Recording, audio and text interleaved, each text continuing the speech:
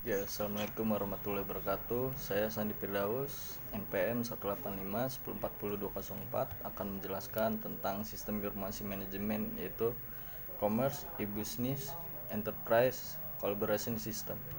E-commerce. E-commerce itu adalah kegiatan komersial dengan penyebaran, pembelian, penjualan, pemasaran barang dan jasa melalui sistem elektronik seperti internet atau televisi, www atau jaring komputer lainnya. E-commerce dapat melibatkan transfer dana elektronik, pertukaran data elektronik, sistem manajemen inventory otomatis, dan sistem pengumpulan data otomatis. Kegiatan e-commerce ini sebagai aplikasi dan penerapan dari e-business yang berkaitan dengan transaksi komersial seperti transfer dana elektronik, SCM, e-pemasaran, atau pemasaran online, pemrosesan transaksi online, pertukaran data elektronik, dan lain-lain. Dan manfaat e-commerce bagi konsumen yaitu memungkinkan pelanggan untuk berbelanja dan melakukan transaksi selama 24 jam sehari sepanjang tahun dan hampir setiap lokasi. Dalam beberapa kasus, khususnya pada produk-produk yang digitek teknologi, e-commerce elektronik menjadikan pengiriman menjadi sangat cepat. Kemudian manfaat e-commerce bagi bisnis. Ya, perusahaan-perusahaan dapat menjangkau pelanggan di seluruh dunia. Oleh karena itu, dengan memperluas bisnisnya bisa dengan e-commerce ini sendiri, yaitu karena dengan cara internet. E-business yaitu kegiatan yang dilakukan secara otomatis dengan memanfaatkan teknologi elektronik seperti komputer dan internet.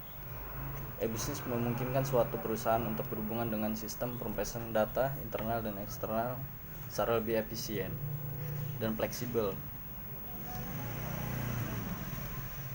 Yang kemudian ada enterprise collaboration system, yaitu jenis sistem informasi yang merupakan kombinasi dari groupware, peralatan internet, extranet, dan jaringan lain yang diperlukan untuk mendukung enterprise-wide communication seperti berbagi dokumen dan pengetahuan dalam perusahaan. Beberapa contohnya, alat komunikasi perusahaan termasuk email, video, conferencing, sharing, dokumen kolaboratif, alat manajemen proyek, dan lain-lain. Tujuannya itu yaitu memberikan setiap pengguna dengan alat untuk mengelola dokumen dan informasi lainnya yang diperlukan untuk mengelola tugas secara efisien. Dan kemudian dari semuanya ini, e-business ini memiliki karakteristik tujuan yang sama dengan bisnis secara konvensional. Hanya saja e-business memiliki cakupan yang berbeda. Bisnis mengandalkan pertemuan antar pebisnis seperti halnya rapat di tempat khusus atau sekedar dengan berkenalan dengan partner bisnis. Sedangkan e-business itu mengandalkan media internet sebagai sarana untuk memperoleh tujuannya.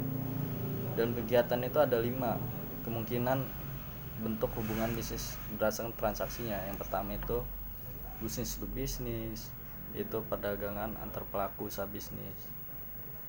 Itu bisnis to konsumen, yaitu perdagangan antar pelaku usaha bisnis dengan konsumennya. Yang kemudian konsumen to konsumen, yaitu perdagangan yang dari konsumen yang satu dengan yang lainnya. Kemudian konsumen to bisnis, perdagangan antar konsumen dengan pelaku bisnis atau perusahaan.